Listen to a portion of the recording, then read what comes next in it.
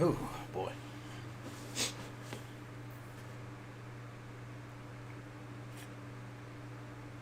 No, we don't want that. Let's check everything, make sure we are good.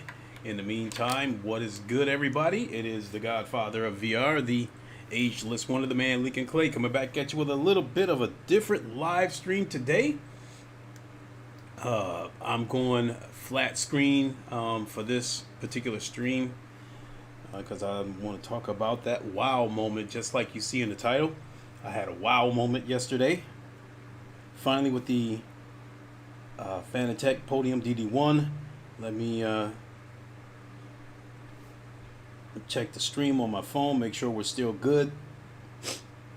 You'll probably hear a little bit of an echo.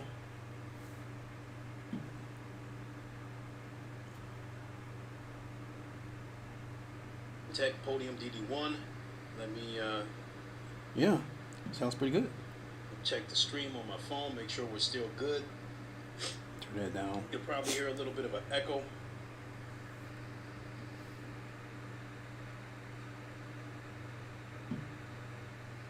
Turn down the volume on my phone.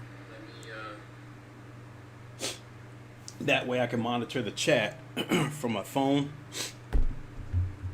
Anyway, what is good, everybody? It is the Godfather of VR, the ageless one of the man, Lincoln Clay, coming back at you. Again, this is a flat screen stream. Yesterday, when I was with Ham and the boys, I was tinkering around with some of the settings with my Fanatec DD1 wheelbase. You can see the control panel right here that I'm showing you guys on screen. And I was playing around with some of the settings, and as you guys can probably see, with the steering wheel, well, I mean, the steering wheel's up top. Turn that, you can see the degrees changing as I turn the wheel. And then just below that, the wheelbase settings, you have maximum steering angle, which is usually 10 to 80, and overall force feedback strength I've got set at 93%, but keep in mind that this is low torque settings. I won't be able to unlock high torque settings on this wheelbase until I get the metal quick release, which is in transit right now as we speak, and it will be here Tuesday. So it was originally scheduled for Monday, but it's actually going to get here a day. Scratch that. It was supposed to be here Tuesday, but it's actually going. God, I'm totally messing up. It's supposed to be here Wednesday. It'll be here Tuesday. Jeez, what was so hard about saying that? So once I get that metal quick release on the wheelbase, it will unlock the high torque mode. Right now I'm running, as you guys can see on the control panel, I'm running at 93% on low torque mode. So I'm guessing that's probably the equivalent of running 9 Newton meters of torque. Got the natural damper, natural friction, natural inertia, all those other settings. So for those that probably seen me stream over the past couple of days when I first got this DD1, when I first tried it, I wasn't impressed,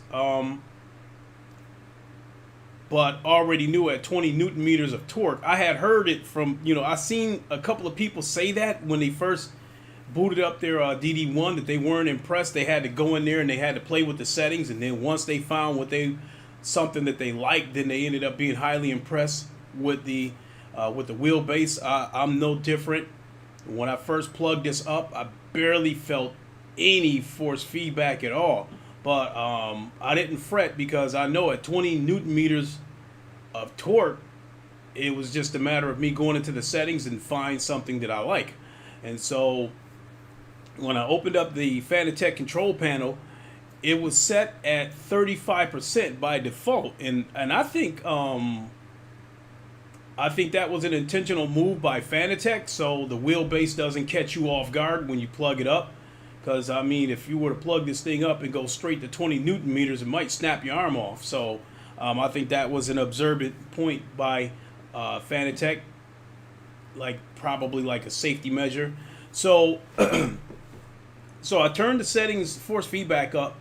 I turned it up to about 70 degrees, and that was 70%. I'm sorry, and that was giving me equivalent to what I was getting out of my CSL Elite wheelbase, give or take, maybe a little bit more of what I was getting out of the CSL Elite, and it felt smooth.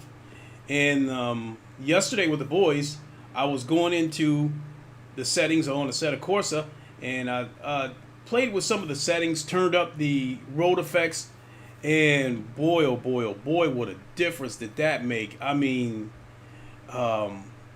between the force feedback being at 90%, the gain was set at 100% in game, and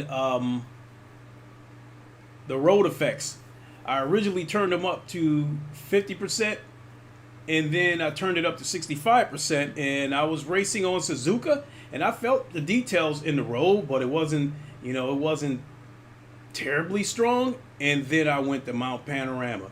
Boy, that must be a real bad road in real life, because the details and the force feedback and all that stuff was so profound that it felt like I was driving a car down a bumpy road that needed power steering fluid. It was jerky. You know how cars that need power steering fluid make that, you feel that winding, and you even hear that winding within the power steering rack. It felt like that. And again, I felt every little detail just going down the straights. The wheel was shaking pretty badly. So I think what I'm actually going to do is boot up Assetto Corsa Competizione. Show you my in-game settings in there. Let's see here, where are we at? Where's Assetto Corsa? You guys can see I got the iRacing. I got a lot of games. There it is.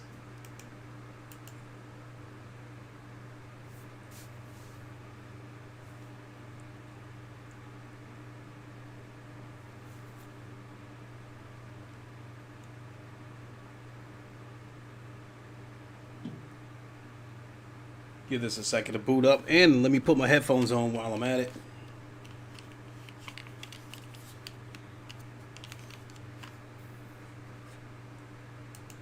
Let's bring that out.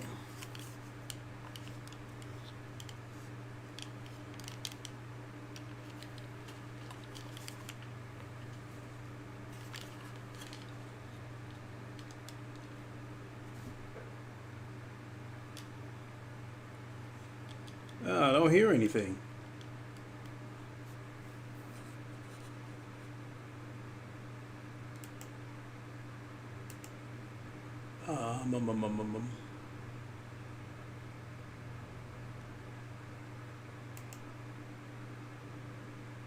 Oh, I know. I gotta go in game.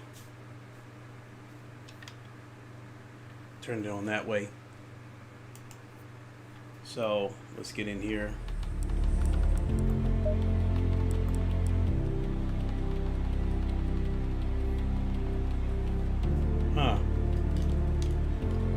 There we go.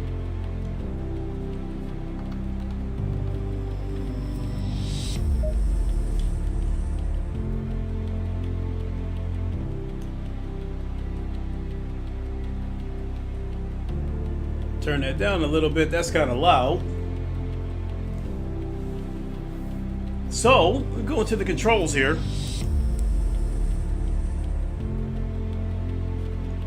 And if this is too loud, be sure to let me know.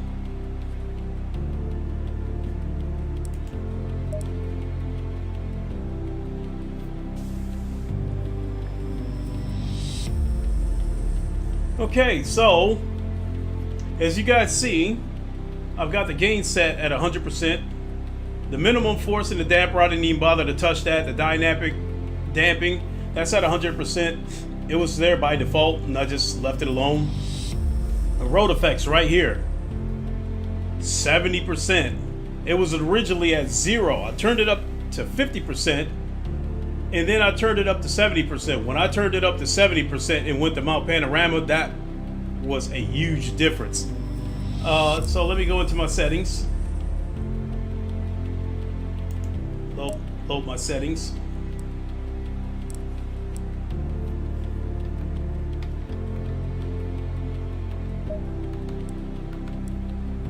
Do a little bit of a single player. And I am going to race in flat screen. The reason I'm going to race in flat screen is because when I race in VR, the telemetry's in the hub is floating in midair, and the VR headset does not display it. The only way you guys can see it when I'm racing in VR is if I use the Oculus mirror as the output display, and sometimes that can be a really big headache. So you know what, I gotta go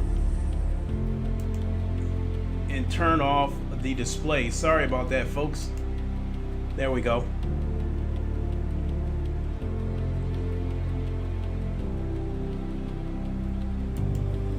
Now we should be good to go.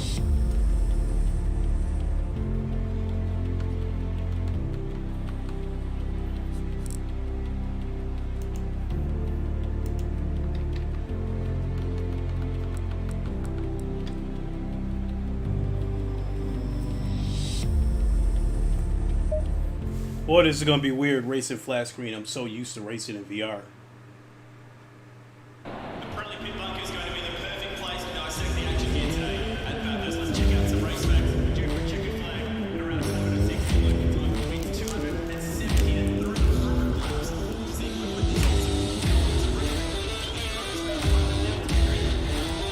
Oh, my normal aggressive reset.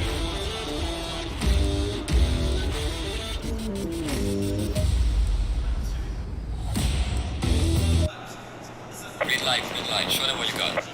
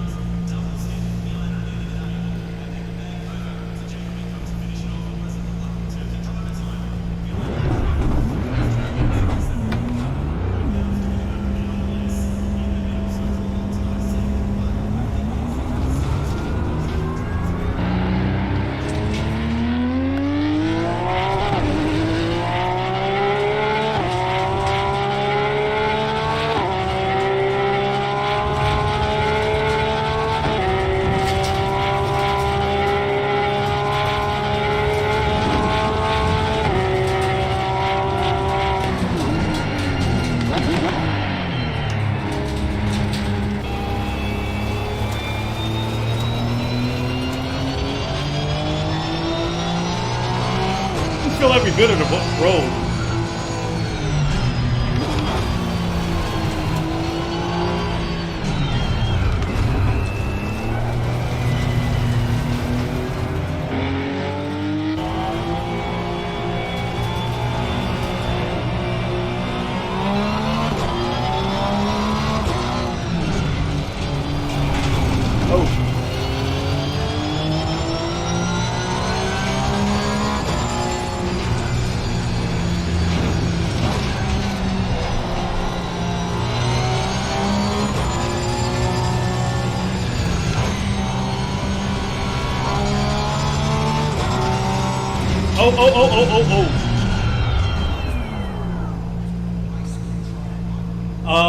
Hold on, let me pause here for a second.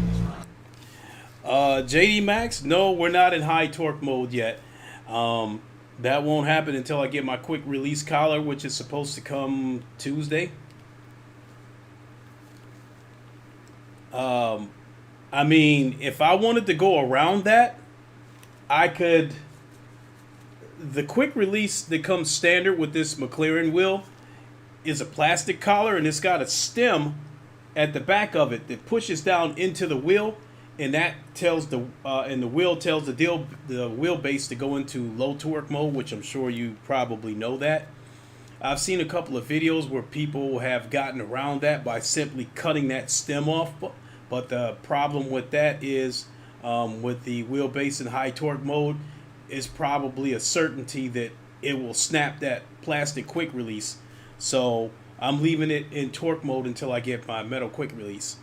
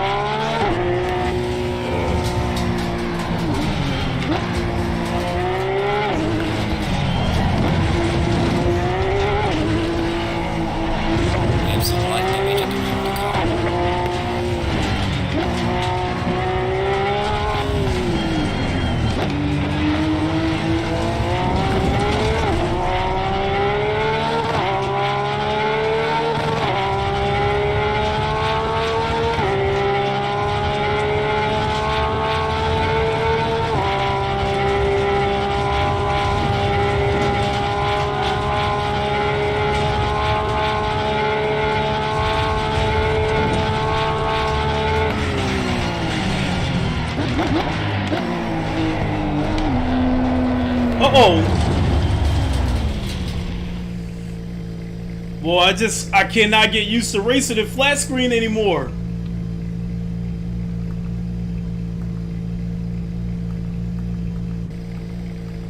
Let me go with my normal view.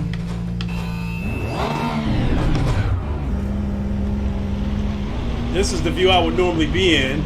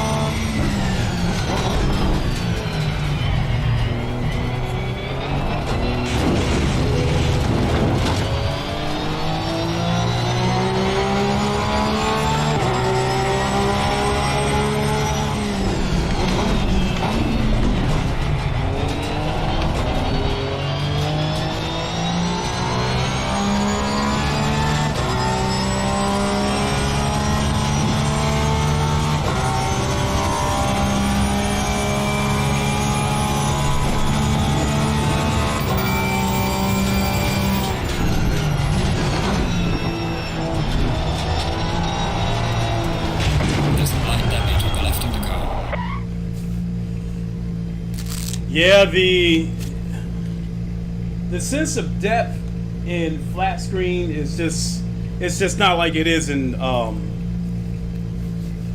VR. It's I just can't race any other way except in VR.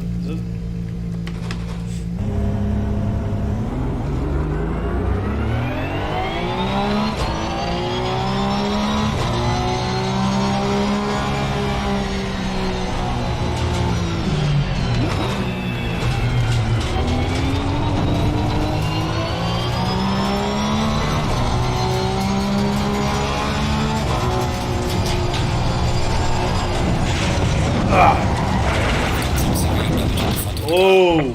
Box this lap, we have to repair the car. Oh.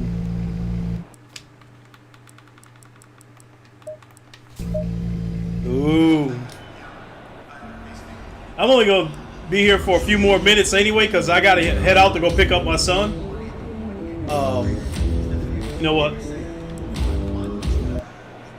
Green light, go, go, go.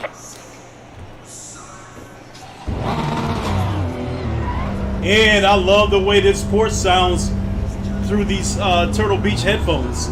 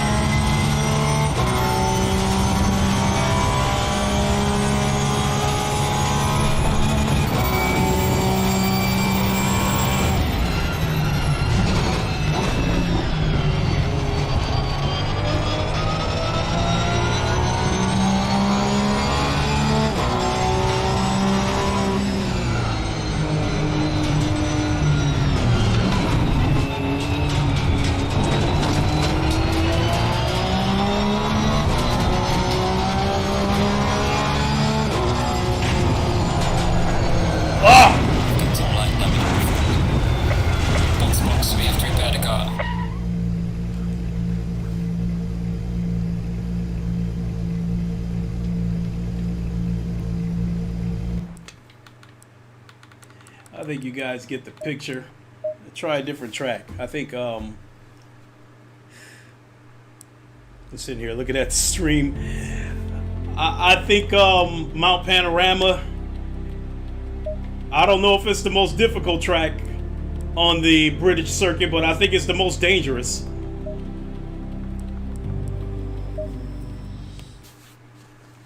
So if I sound loud, I apologize. It's because I'm wearing these headphones and I got the sound cranked up. So I guess I feel like I gotta shout over it to be heard or something.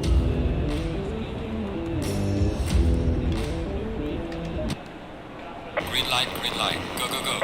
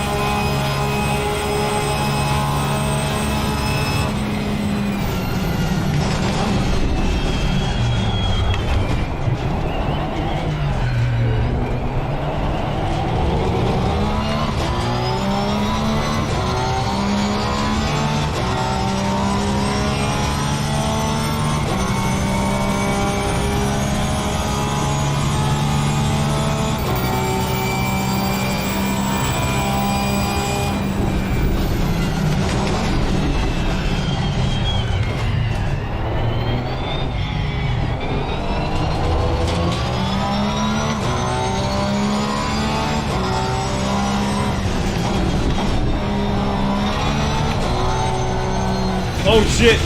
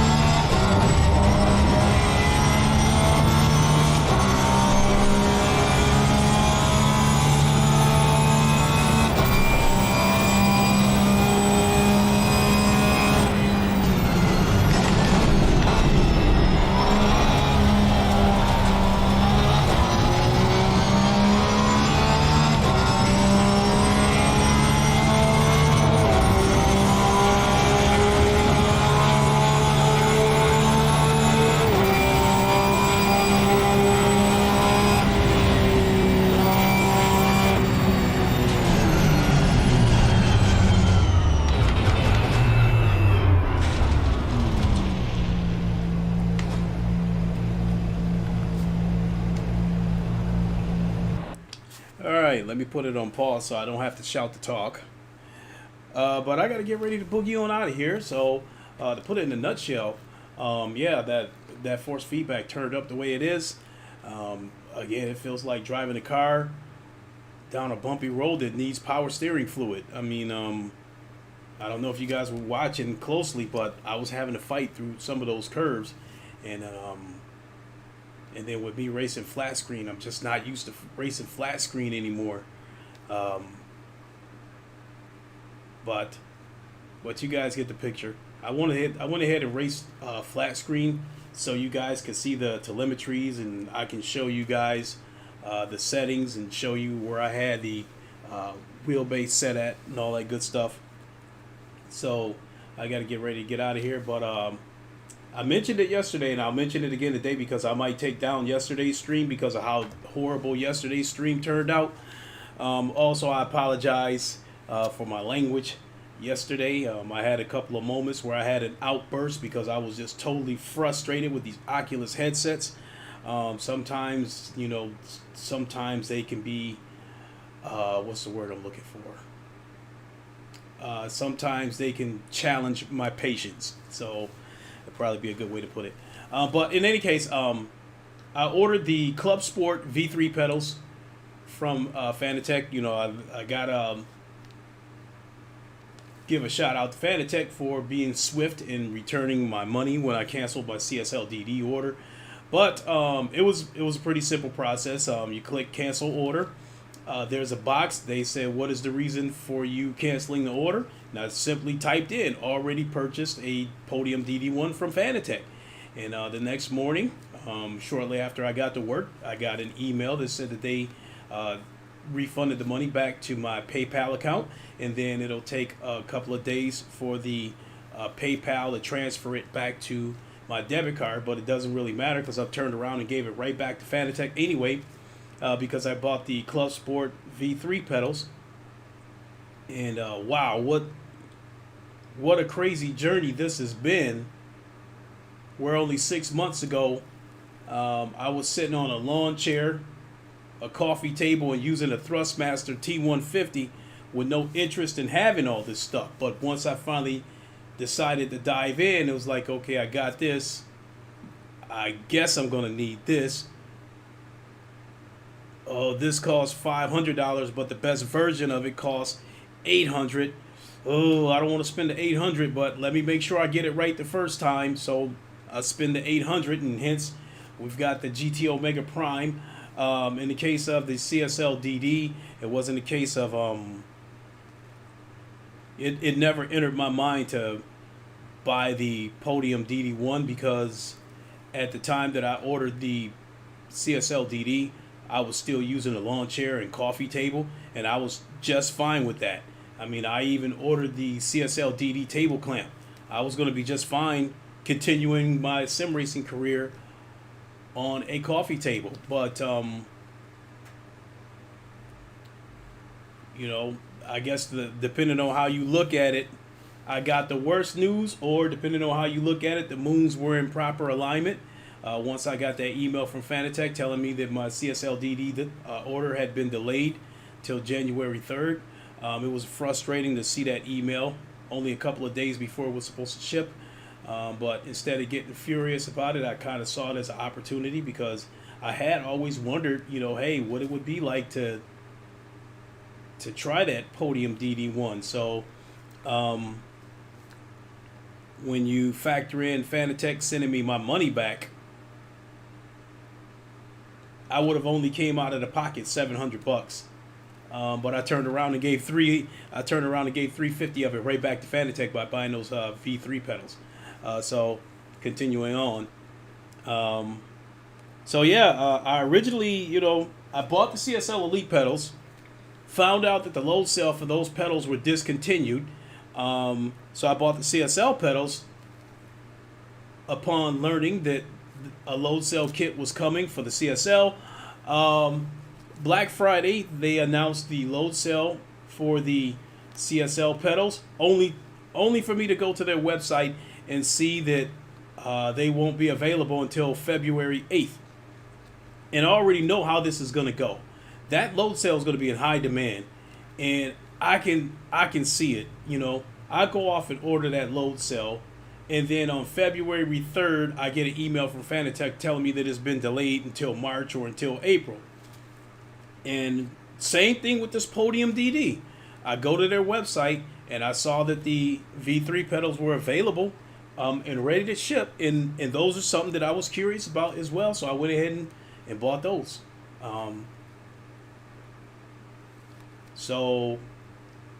Wow.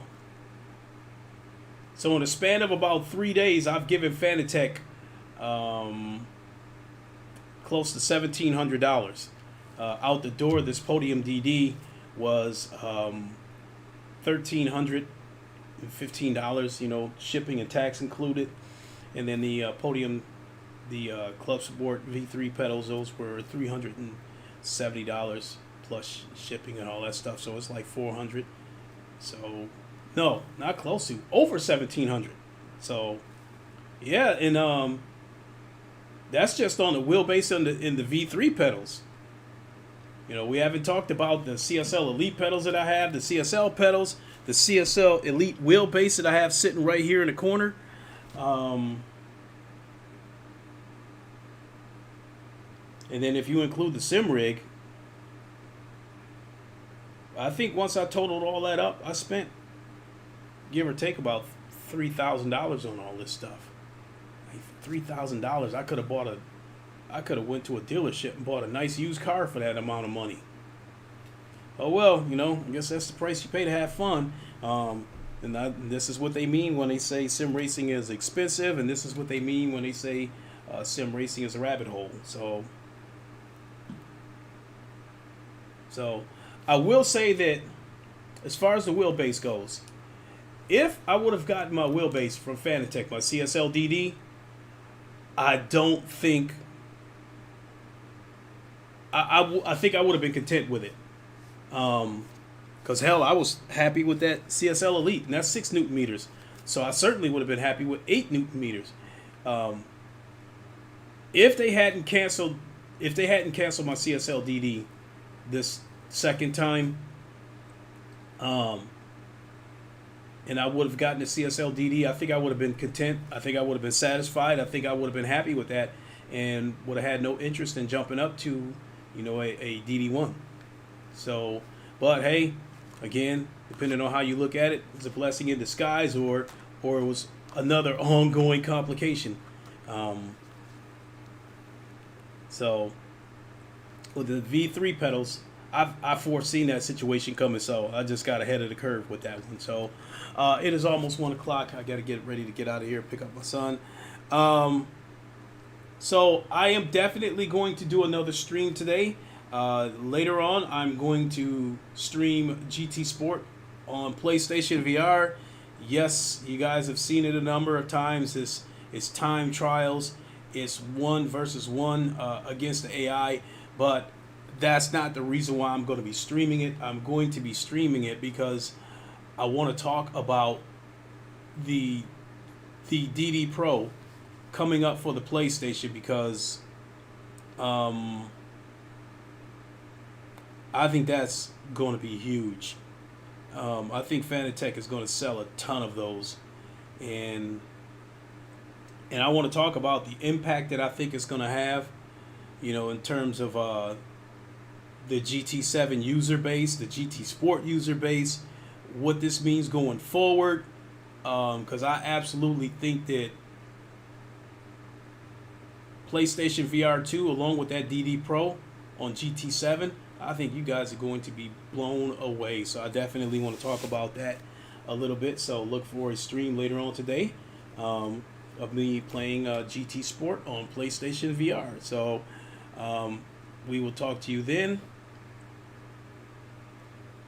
I got to boogie on out of here. It's time to go pick up my son. And we will talk to you later. You guys know the line. Wakanda forever. Long live the king. And deuces. We'll see ya. Oh, and I think moving forward, before I get out of here, I think, so I got a little bootleg setup you guys might see right here. There's a box on the right of me. This is actually the box that my Podium DD1 came in. And I've got my Yeti microphone sitting here. And I think I'm just going to use that for a day or two until I can get a boom arm, because I'm going to get a microphone boom arm, a desk clamp one, so I can clamp it to this rig and have it above my head. So I can shut off using the microphone through these Oculus headsets, because you guys know the robotic voice with the Oculus Rift, and then the Quest microphone makes me sound like I talk with a lisp. So we're going to do away with that. So moving forward, I got my Yeti microphone sitting here on top of this box. I'd like to think that I sound pretty good, because a Yeti's a pretty good microphone. And I paid $150 for this microphone. And so moving forward, that's how we're going to deal with that. So if I don't get a boom arm today or tomorrow, whatever the case may be, the next time you see me stream, you'll probably see this box and see this microphone sitting on top of it. But I think that's going to work out better than using the Oculus microphones, because I'm about fed up with the technical difficulties that I have with those headsets. And I think by eliminating the use of their microphones, I think that will cut down on some of the problems that I'm having. So with that, I am going to go ahead and boogie out of here. Try this once again, me brothers and sisters. You guys know the line. Wakanda forever. Long live the king. Deuces. We'll see you.